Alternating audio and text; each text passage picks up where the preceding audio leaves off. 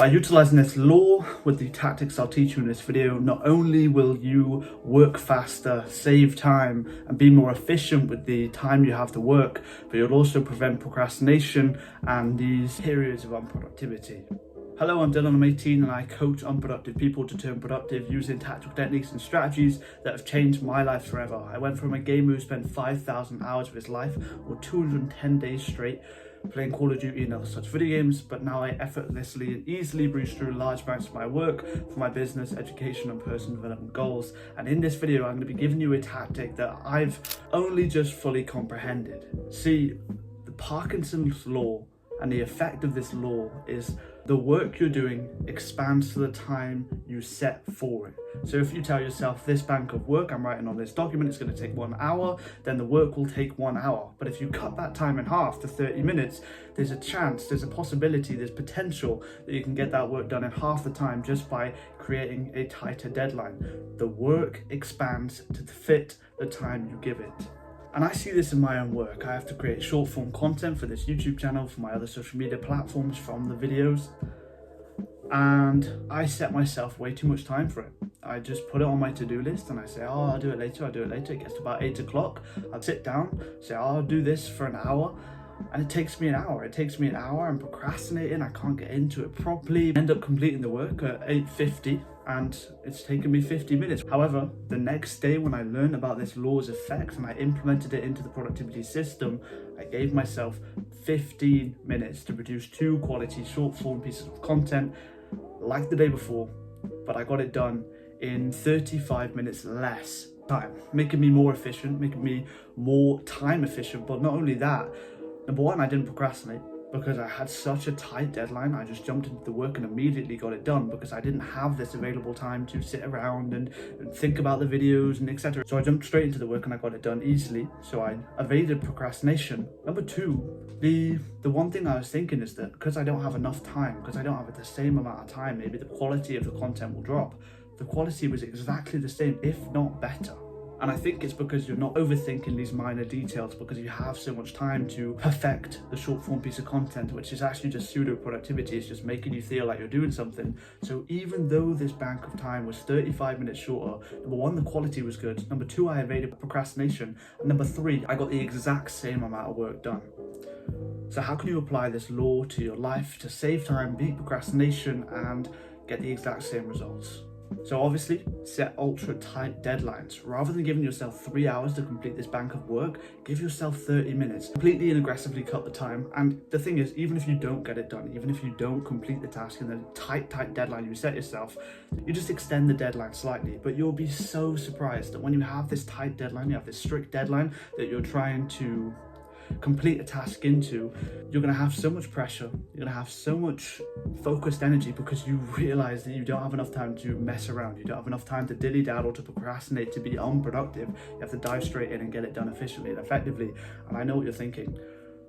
If I'm setting myself the deadline, how am I going to beat procrastination? How am I going to be productive? Because if I go over the time limit, if I don't do it in the deadline I set myself, it doesn't really matter. It's only me. I've not told anyone, and that's where you're going wrong.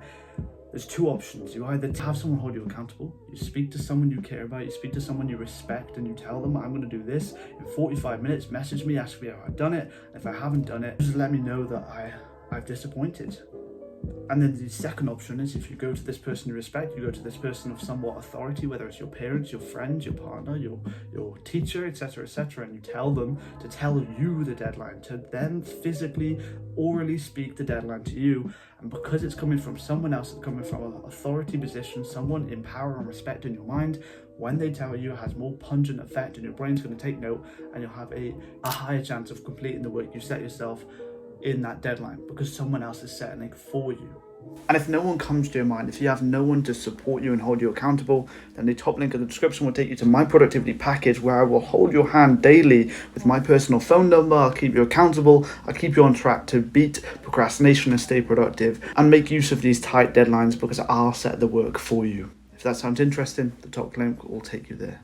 Step number two of using this law in the maximum and most optimal way possible is to do time auditing. So when you do set this aggressive, super aggressive tight deadline and you attempt the work and you complete it, etc., be realistic on whether you complete the work. Because if you cut the deadline by an hour and you end up doing an hour of work instead of 2 hours to try and get this exact same task done, if you fail the task, if you genuinely physically can't get it done in that time, you need to take a note, you need to remember. So next time when you set yourself this deadline, you don't set it for an hour again, because you know physiologically you can't complete it. And this is really important because you are going to be in a rut of procrastination, you're going to be depressed and quite frankly disappointed in yourself, because if you keep setting yourself this super tight deadline of 1 hour when you know the task is going to take you 2, physically, like, you can't get it done in 1 hour. It has to take 2 if you're being maximally efficient. You're just going to keep disappointing yourself, keep this negative reinforcement loop of you not completing the work in the time period you set yourself. You feel disappointed, you feel depressed, you feel unmotivated to do another task. It's a spiraled loop down into negativity. So make sure you write down whether you actually completed the task, whether it's physiologically possible to complete it in the time period you're setting yourself. And number 3, artificial constraints.